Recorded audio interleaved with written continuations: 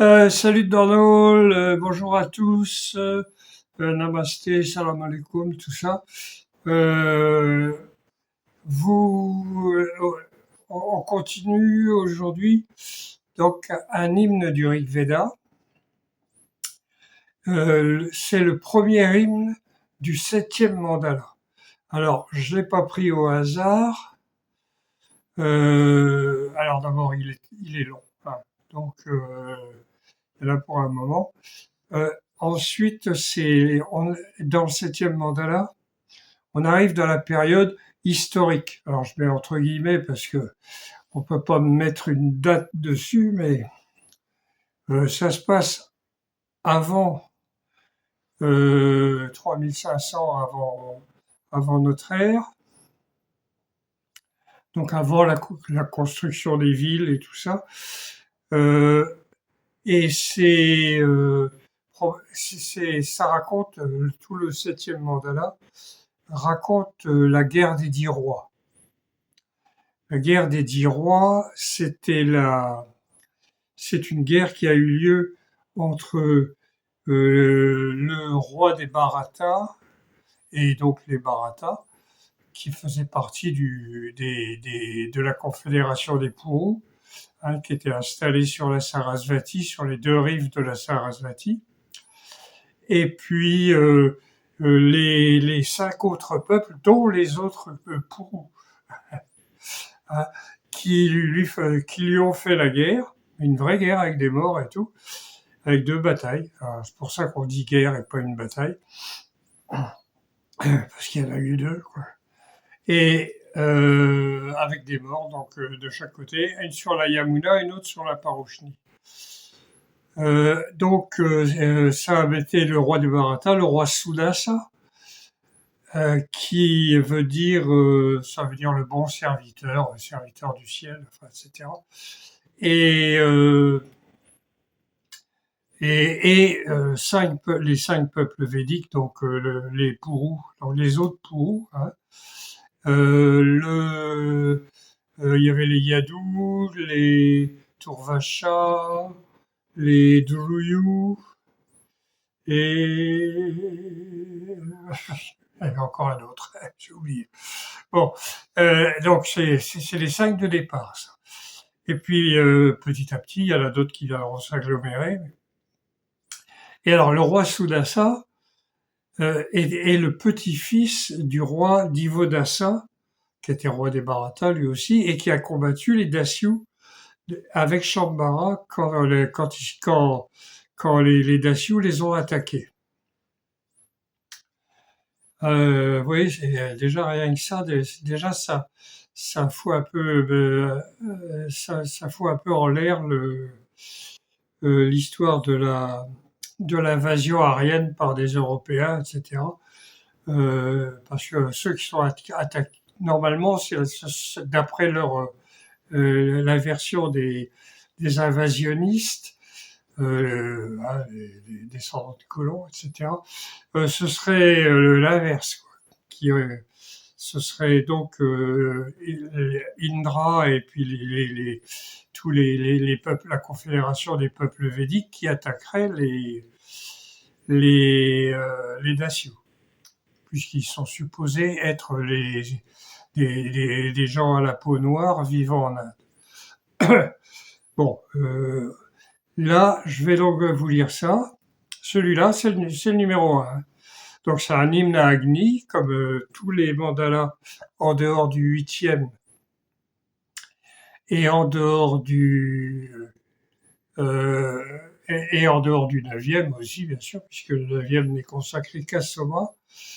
Euh, ils commencent tous par un hymne à Agni. Agni, je vous rappelle, c'est le feu. Le feu qui symbolise la lumière, l'illumination, etc. Et qui avait dans tous les sacrifices, il y avait 3 feux. Peut-être pas au début, peut-être qu'il y en avait qu'un. Et au tout début, longtemps avant. Et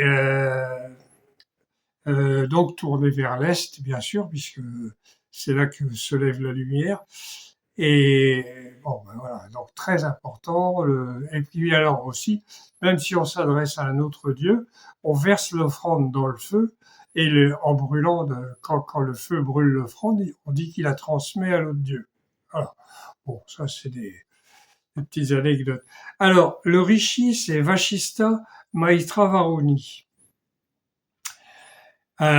Oui, parce que voilà, une partie de cette règle, alors, ça c'est des explications qui sont parues après, donc c'est peut-être pas tout à fait ça, mais et je pense pas forcément que ce soit ça, mais c'est possible. Que donc Vashista était le deuxième Purohita. Le Purohita, c'était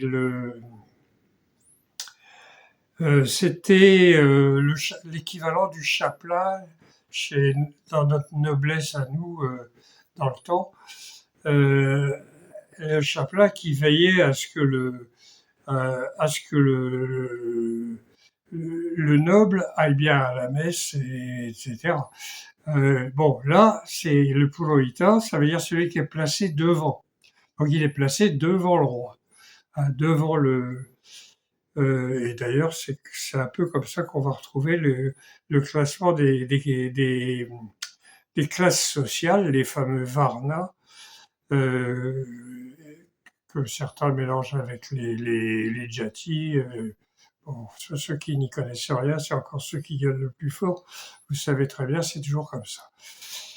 Euh, donc, Vashista était le deuxième Purohita parce que le premier qui s'appelait oh tiens, je sais plus comment il s'appelait. Ça va revenir quand on va le trouver. C'est ah, ça va me revenir. Bon, voilà, c'est l'âge. On met ça sur le compte de l'âge. Alors, là, il y a deux maîtres. Alors là, il y en a un, je vais même pas essayer de vous le lire parce que Ekadashak Rapaï, oh là là là, il est long comme ça le nom. Et un autre, c'est le Trishtup. Lui, on le voit régulièrement. Ah ben dis donc, j'ai jamais vu ça encore. Bon, alors, j'attaque avec le premier. Les hommes ont généré avec les flammes de l'Arani, par les deux mains actives et les récitations, les rendant visibles de loin, illuminant le maître de maison. Je relis. Hein. Les hommes ont généré Agni avec les flammes de l'Arani, par les deux mains actives et les récitations, les rendant visibles de loin, illuminant le maître de maison. Alors, le maître de maison, c'est celui qui offre le sacrifice. Hein, donc, celui qui paye le terrain puisque ça se faisait toujours en dehors des villes. Là, il n'y avait pas encore de villes construites, je pense pas, mais ou du gros village, etc. Et donc, il louait un terrain à un type qui devait en vivre d'ailleurs que de ça. Ça coûtait une vache. Et ensuite, il embauche des prêtres pour faire son sacrifice. Donc, et chaque prêtre, il touche une vache. Voilà. Donc, c'est un petit peu aussi pourquoi les vaches sont sacrées encore maintenant en Inde. Hein. Pas comme chez nous, où on les flingue quand il y a une petite maladie. Bon, alors voilà. Les hommes ont généré Agni, c'est-à-dire les hommes ont allumé le feu, avec les flammes de l'Arani. Les flammes de l'Arani, alors j'ai mis une note de bas de page, je pense que c'est les étincelles, mais oui, c'est ça, avec les étincelles de l'Arani. C'est un instrument en bois, dont quelqu'un m'a donné l'explication, mais c'est quelque part dans mon ordinateur, je ne sais pas comment je vais le retrouver. Qui, par frottement, mais c'est un truc très simple et très efficace. Il n'y a pas besoin de frotter pendant des jours à tourner des bateaux comme dans Koh-Lanta. Vous avez vous avez un appareil qui est étudié pour et et qui allume, qui génère une étincelle parce que avec du bois très sec, etc. Euh, j'ai vu ils appelaient ça un briquet. Alors c'était pas indien, hein, c'était, je ne sais pas d'où, mais un système comme ça, c'était je l'ai vu fonctionner. Donc c'est un cylindre en bois taillé dans un arbre avec une espèce particulière, etc. Et dedans, ça fait un piston, si vous voulez, un piston comme dans les bagnoles. Et là, et en bas, vous aviez un petit trou dans lequel vous mettez de, de la paille ou du foin ou quelque chose de très très très sec et un coup comme ça, paf, et ça suffit. L'étincelle tombe dedans, ça prend immédiatement. C'est impressionnant. Alors là, quelque chose d'impressionnant. Parce que nous, les allumettes, je suis pas sûr qu'on réussisse. Bon, c'est la vie. Donc, alors, les hommes ont généré Agni, donc ils ont allumé le feu avec les étincelles de l'aranie, les flammes. Bon, puisque le mot que moi que je suis, j'ai pas interprété. Hein. Quand je traduis, moi, je traduis les mots. Si c'est flamme, je mets flamme. Il y en a d'autres après qui interprètent, mais ça, c'est autre chose. Par les deux mains actives et les récitations, les rendant visibles de loin, illuminant le maître de maison.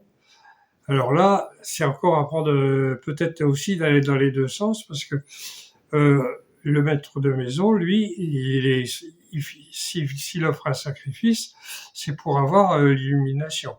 Bon, alors, l'illumination, c'est quand on découvre.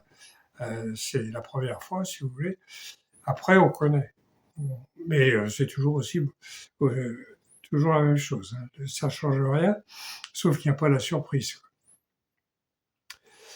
Voilà. Donc le maître de maison. Alors, il parle pas de la femme là, mais euh, le maître de maison était toujours accompagné de sa femme et non pas d'une de ses femmes. Ou voilà. Ce qui fait penser que la règle générale était un couple hein, qui se mariait, c'était la monogamie en général, sauf peut-être les rois pour des raisons politiques et d'alliance, parce qu'à un moment on parle de Sudasa qui s'en va avec ses femmes, donc là euh, c'est possible.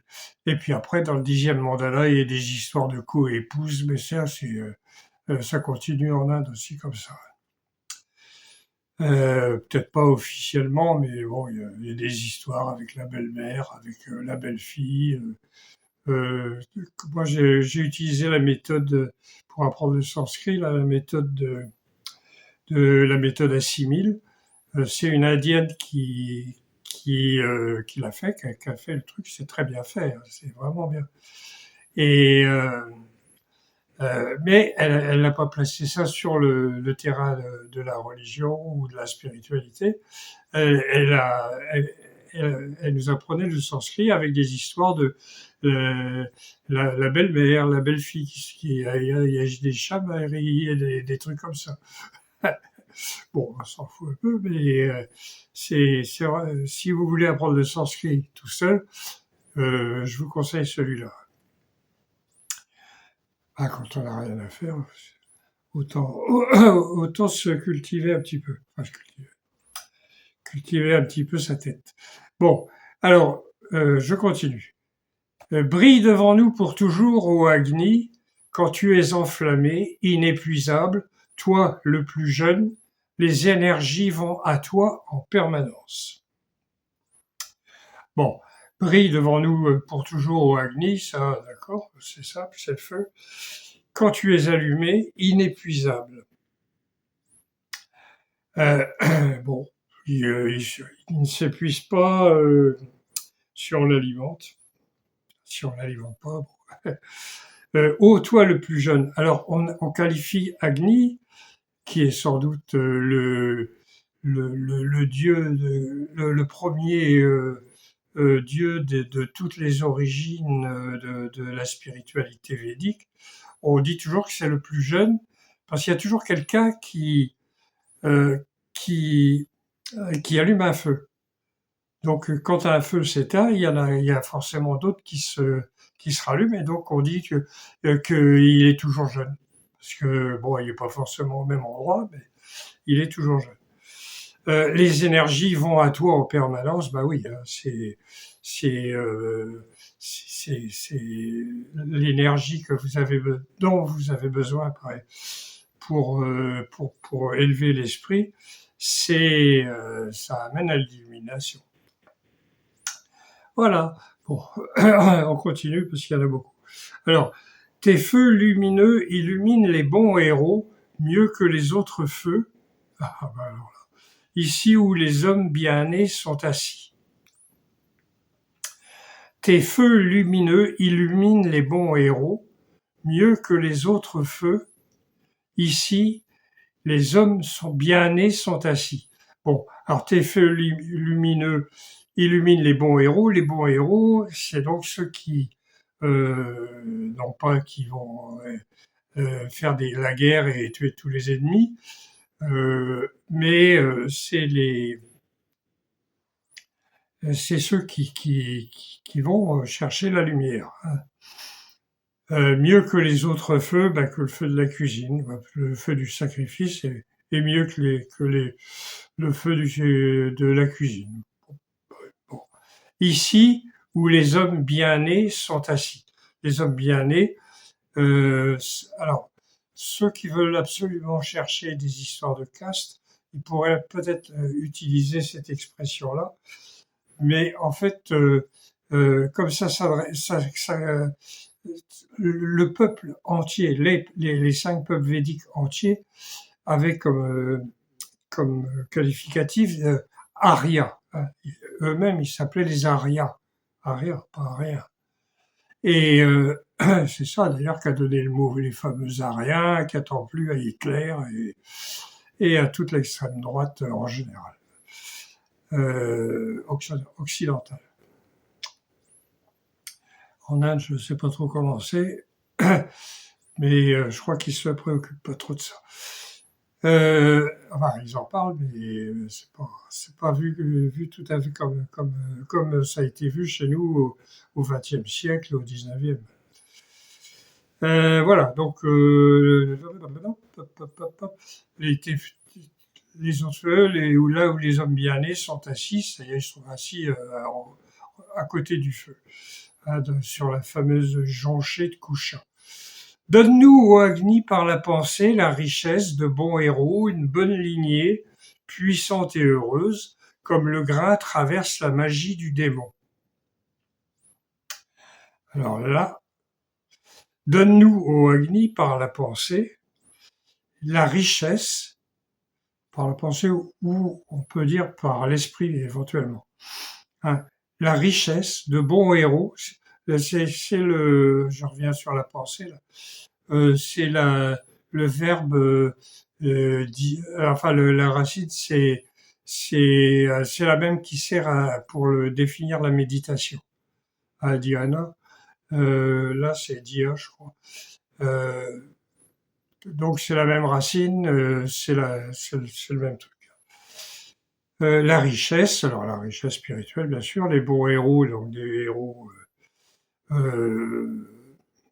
mais aussi peut-être aussi la guerre, puisque là il y a question d'une guerre. Une bonne lignée, donc ça s'interprète là aussi de deux manières. Avoir des enfants, parce qu'il faut continuer de peupler le pays, et aussi c'est les actes les actes et les pensées qu'on a nous après avoir eu une illumination, c'est-à-dire qu'on n'est plus les mêmes, et puis qu'on ne commet pas on fait pas n'importe quoi. Oui. Donc une bonne lignée, puissante et heureuse, mais ça peut être aussi les enfants. Oui. Comme le grain traverse la magie du démon. Alors là, je ne sais pas ce que ça veut dire. J'ai réfléchi. Enfin, j'y ai pensé beaucoup. Je vois pas. Si quelqu'un connaît, vous avez les commentaires ou vous allez sur mon site rigveda.blog, il y a une page contact, vous pouvez écrire tout ce que vous voulez. Et ça m'arrive dans ma boîte mail. Près du très capable, le jeune va dégouliner. La jeune, pardon, alors je recommence. Près du très capable, la jeune, alors la jeune, je vais voir là, paf, là, oui, c'est la louche à soma. Donc il servait le soma dans une louche. Alors, près du très capable, la jeune va, dégoulinante de beurre clarifié, présentant l'offrande le soir et le matin. Près de toi, sans repos, désirant les richesses. Des richesses. Alors, toujours pareil, avec un R majuscule. Voilà. Près du très capable, donc d'Agni, ou du prêtre peut-être. La jeune, donc la louche, va dégoulinante de beurre clarifié, parce qu'il y a, donc visiblement dans certains endroits, ils mettaient simplement du lait, dans d'autres, ils rajoutaient du beurre clarifié dans le soma, hein, pour le goût. Pas pour l'effet, mais pour le goût.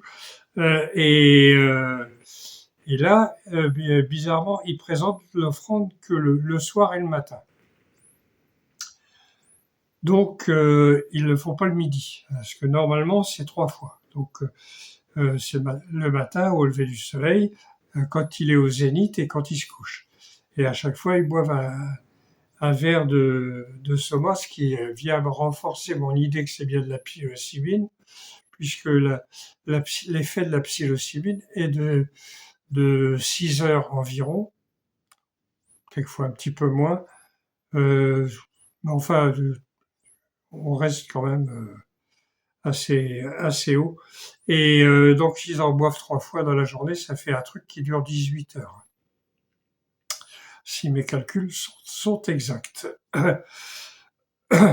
Donc, alors là, c'est pas donc le jour ça semble pas être concerné, en tout cas la consommation du soma, c'est simplement l'offrande dans le feu le matin et le soir.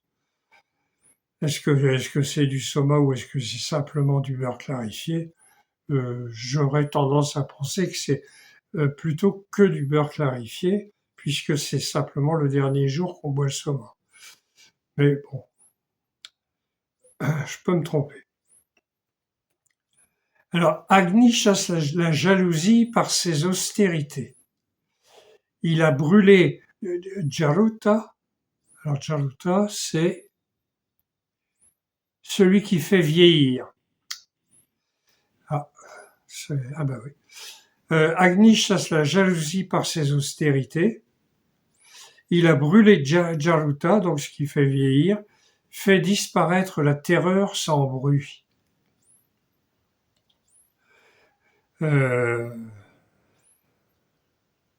Celui qui avait consommé le soma ou quelque chose de la même famille, qu'une tryptamine, c'est une famille de molécules.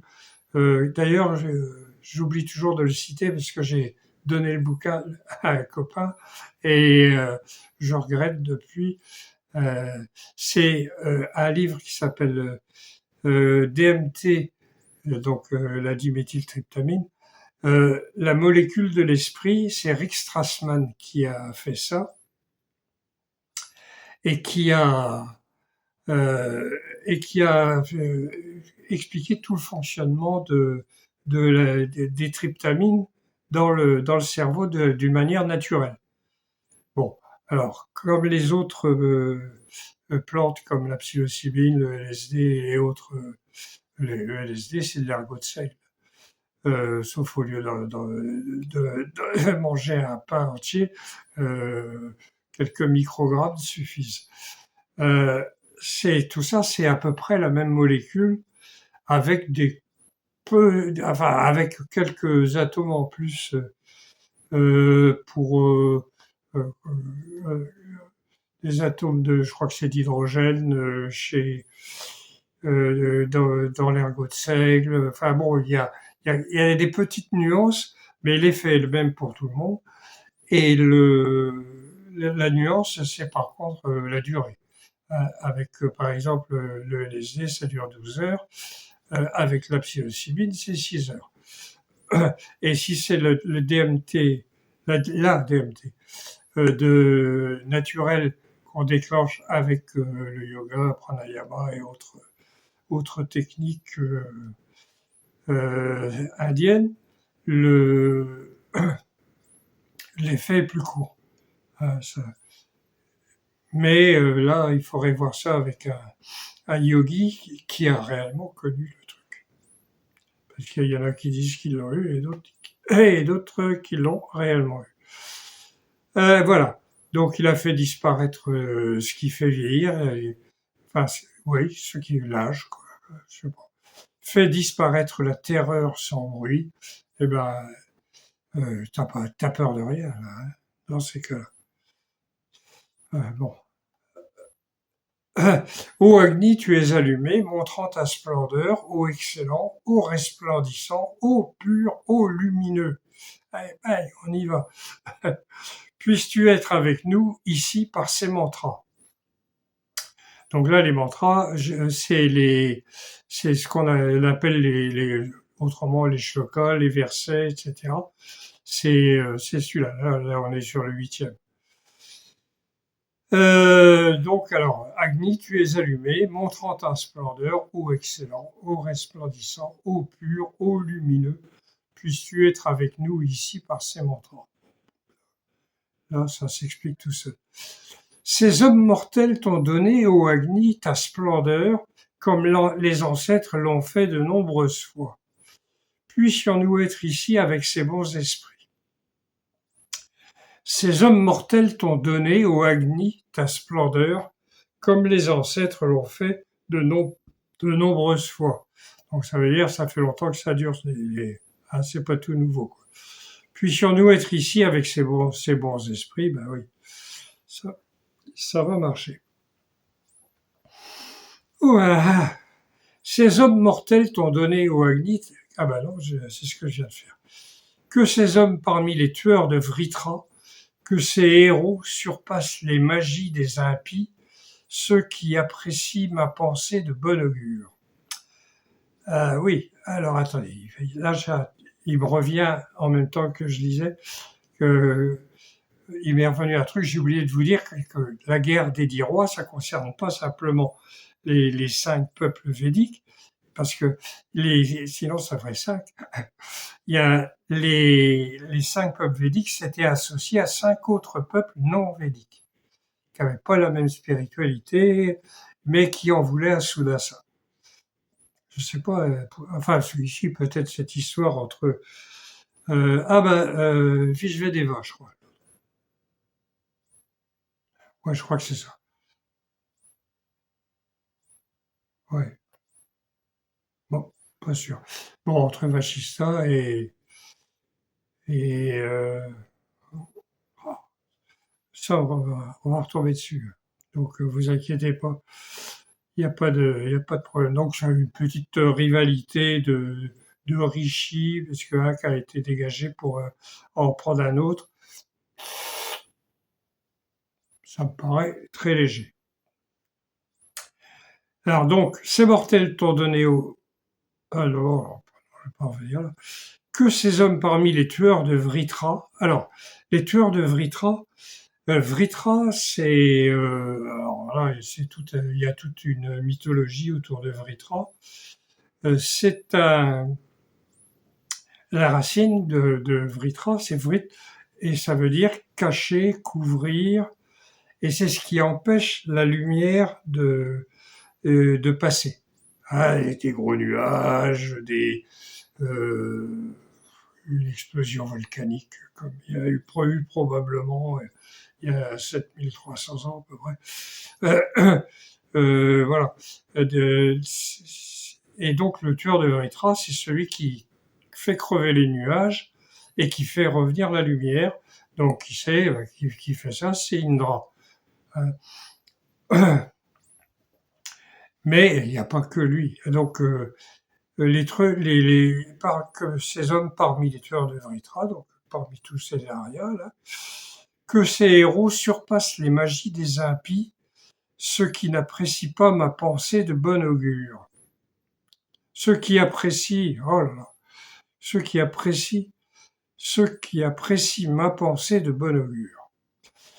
Alors, que ces héros, les héros, les tueurs de Vritra, ceux qui détruisent les ténèbres pour faire venir la lumière, ils surpassent les impies, bien entendu, puisque les impies sont des, eux, ils s'occupent pas de ça, ils y croient pas. Et encore, c'est pas une question de croyance. Ceux qui apprécient ma pensée de bon augure, bah oui.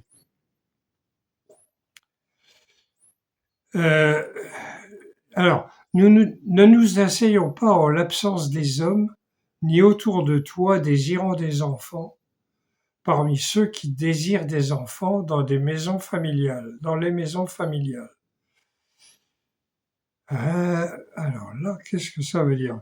Ne nous asseyons pas en l'absence des hommes, ni autour de toi, désirant des enfants, parmi ceux qui désirent des enfants dans les maisons familiales.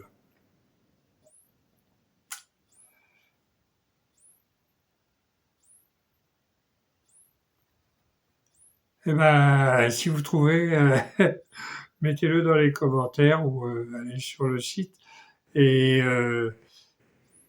c'est le 11, le shloka 11 du 7e mandala, première hymne. Ne nous asseyons pas en l'absence des hommes, ni autour de toi, ni autour du feu, désirant des enfants. Eux qui désirent des enfants, parmi ceux qui désirent des enfants dans les maisons familiales. Donc, on fait ça, c'est un sacrifice extérieur, semble-t-il.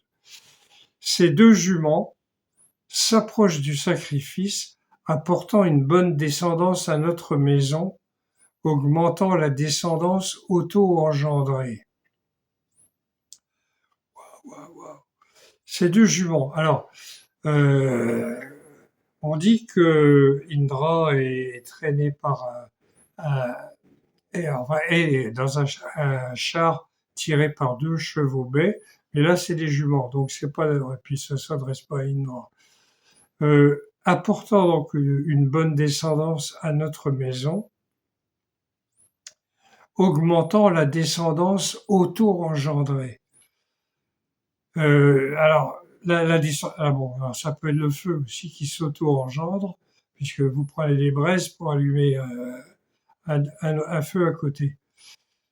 Les deux juments, là, alors il y a quelque chose, mais s'approche du sacrifice. Je sais qu'à un moment, dans les sacrifices, il y avait on transportait des charrettes, il y avait deux charrettes qui étaient couchées sur et puis ils faisaient le tour comme ça autour des charrettes, les gars. Mais les juments, non, je vois pas. Désolé. Voilà. Apportant une bonne descendance à notre maison. Bon, ben, ça, c'est comme ce qu'on disait tout à l'heure. Augmentant la descendance auto-engendrée. Ça peut aussi concerner les humains. Bon. Protège-nous, ô Agni, des démons exécrables. Protège-nous du danger des démons vicieux. Puissions-nous être unis avec toi contre ceux qui veulent des combats. Ah, parce que là, je vous disais, donc, avec dans le 7e mandala, il est question d'une guerre.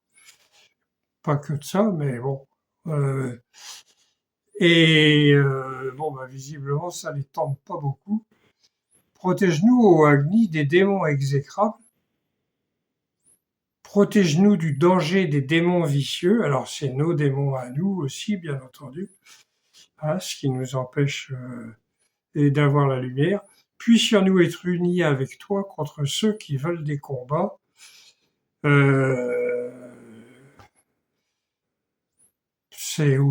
peut être aussi ce que génère l'ego, enfin, etc. Voilà. Qu'Agni soit supérieur aux autres feux, prolongeant la famille, puissant, ayant des mains fortes, sa parole parcourt 1000 chemins. Qu'Agni soit supérieur aux autres feux, oui, Agni, le dieu et le feu du sacrifice, prolongeant la famille, là, je vois pas trop, puissant, ayant des mains fortes, sa parole parcourt 1000 chemins. Bon, là, ça va. Cet Agni qui nous protège des ennemis protège son allumeur de l'angoisse par sa protection. Les héros bien nés sont autour de lui.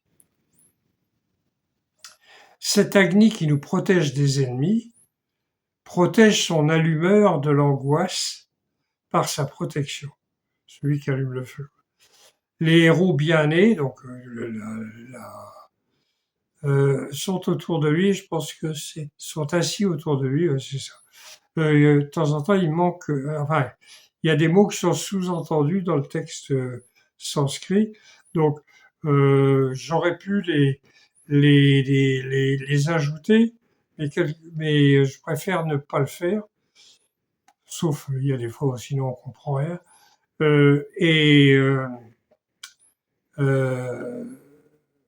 Parce que bon, ça a été fait tellement de fois qu'à la fin, ça ressemblait plus à rien. Ça ressemblait plus au texte original. Donc, faut se méfier de ça. Hein. Les traducteurs, qu'ils soient indiens ou occidentaux, c'est pareil. Il y a des interprétations, voilà. On interprète. Alors, lui, voilà. Donc le 16. Lui, cet Agni, reçoit des offrandes versées en différents endroits que le maître de maison allume. Apportant les offrandes, l'invocateur tourne dans les sacrifices. Alors, le maître de cérémonie, le maître, je sais pas, j'ai dit maître de maison, le maître allume. Alors, on recommence. Lui, cet Agni, reçoit les offrandes versées en différents endroits. Donc l'Agni, c'est partout. Hein. Il est en même temps dans le feu de ton sacrifice, mais dans tous les autres. Oui, voilà. Hein.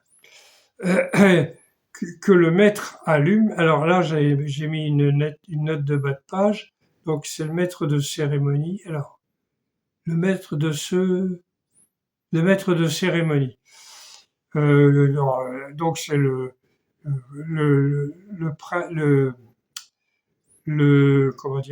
prêtre principal. Dans ce cas-là, c'est le Hotar.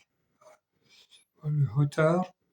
Je crois que c'est lui qui si on veut faire une hiérarchie dans les 16 prêtres qui assistent au sacrifice, c'est le Hotar mais c'est pas forcément lui. Ça, c'est mon interprétation. Donc, je ne vais pas. Ah bah tiens, l'invocateur. Alors voilà, apportant les offrandes, l'invocateur tourne. Alors oui, l'invocateur, donc le Hotar, c'est ça. Hein, quand j'ai le Hotar, je l'ai traduit par l'invocateur, puisque c'est lui qui fait les invocations.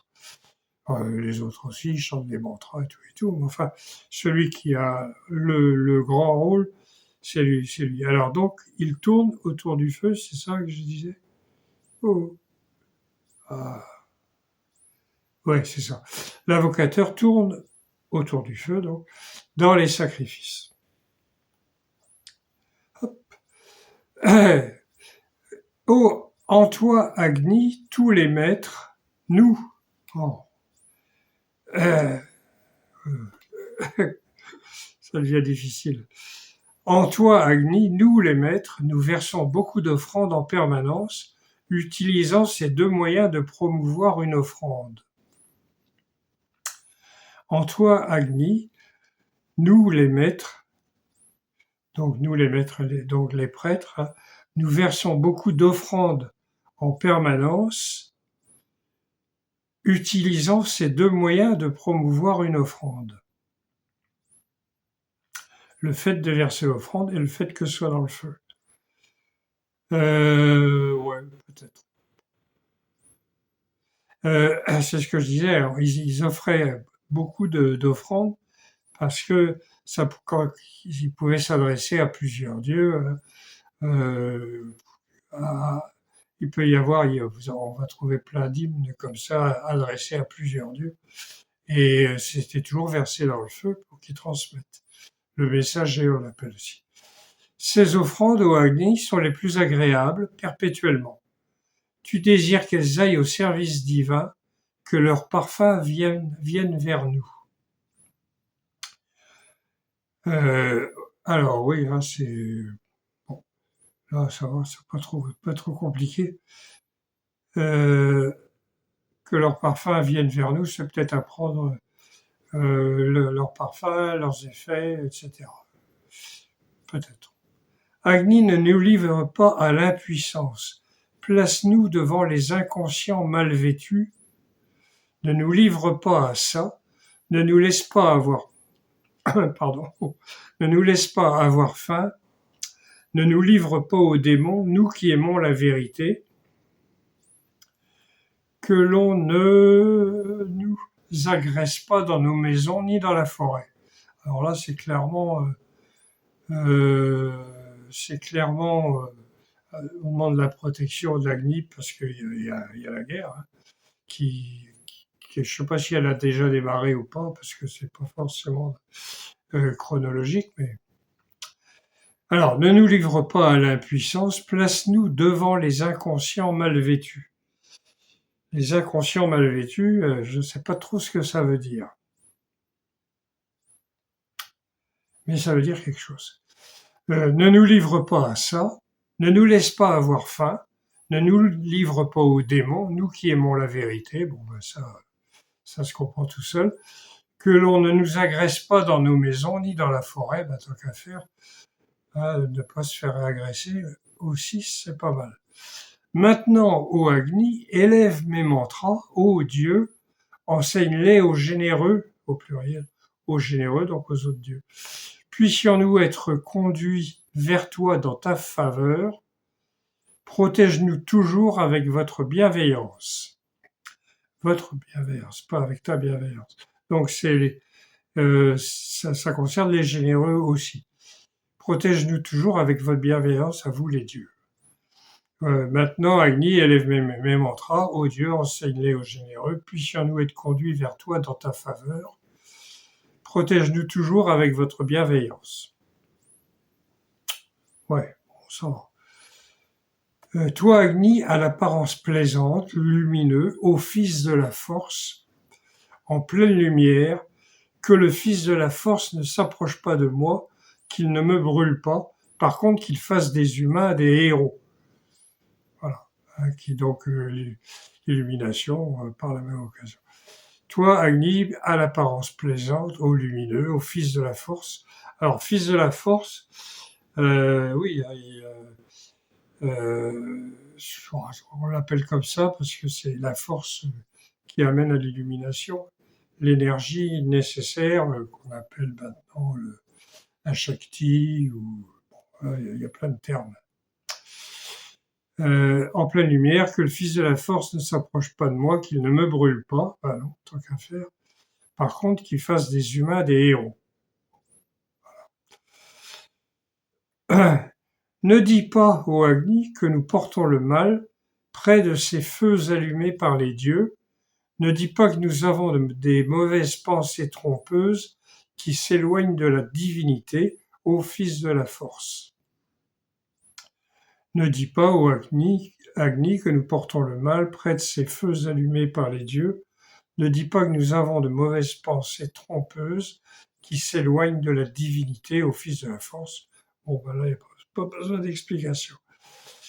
Ce mortel est prospère, ô Agni, au radieux visage. Il va vers l'offrande à l'immortel ou à l'immortalité. On peut dire les deux. Ce sage efficace demande des richesses à la divinité vers laquelle il va. Ce sage efficace demande des richesses à la divinité vers laquelle il va. Ouais, ce mortel est prospère, ou Agni, au radieux visage, il va vers l'offrande à l'immortel ou à l'immortalité. Ce sage efficace demande des richesses à la divinité vers laquelle il va.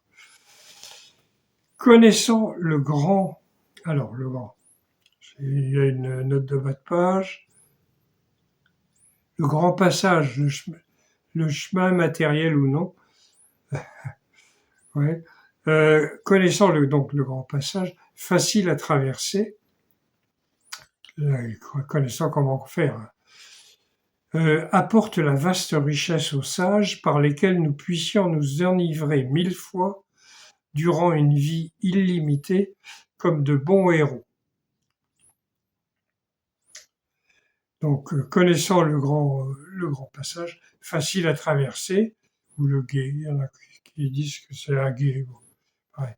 Apporte la vaste richesse aux sages par lesquels nous puissions nous enivrer 1000 fois. Alors, enivrer, rien à voir avec l'alcool. Inutile de dire que ça n'a strictement rien à voir avec l'alcool. Heureusement. Je rappelle que j'ai tenu un bistrot pendant 2 ans. Je connais les dégâts de l'alcool et j'ai même moi-même pas mal. Bon, bref. Donc voilà. Ça n'a rien à voir avec l'illumination, bien entendu. Comme de bons héros, nous enivrer 1000 fois durant une vie illimitée. Là. Ah oui.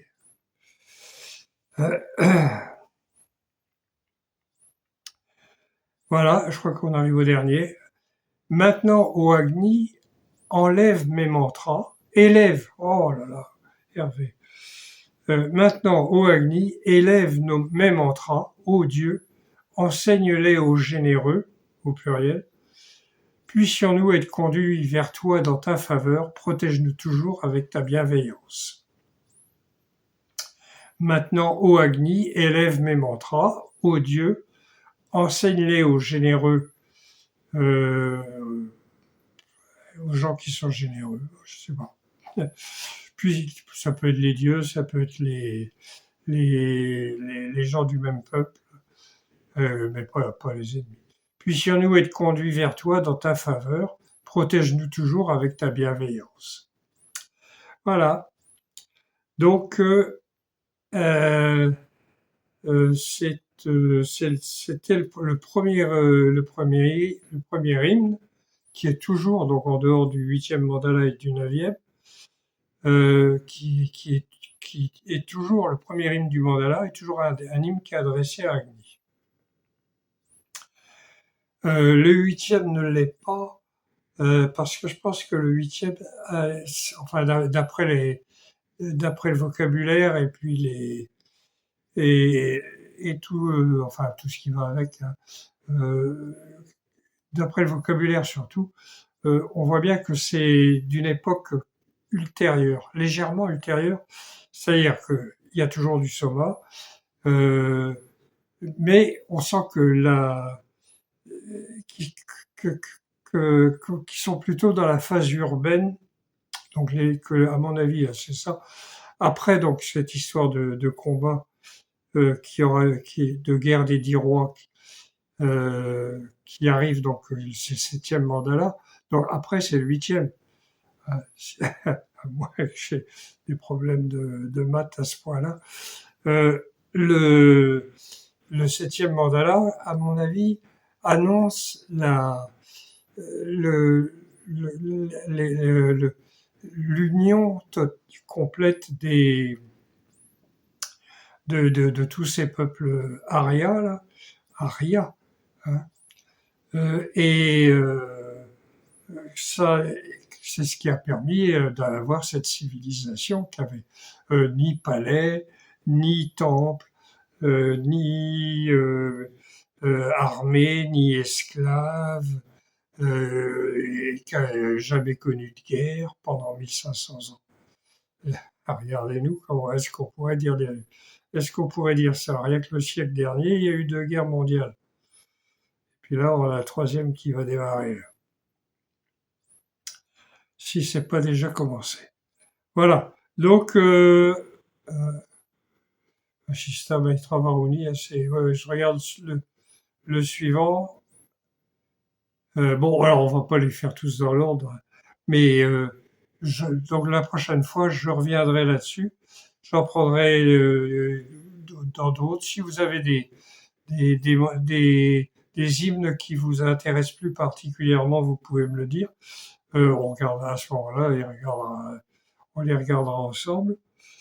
Et je vous dirai ce que j'en pense. Voilà. Bon, ben voilà, c'est tout. Donc c'est premier hymne, 7e mandala. Kenavo. Salut à tous et à la prochaine.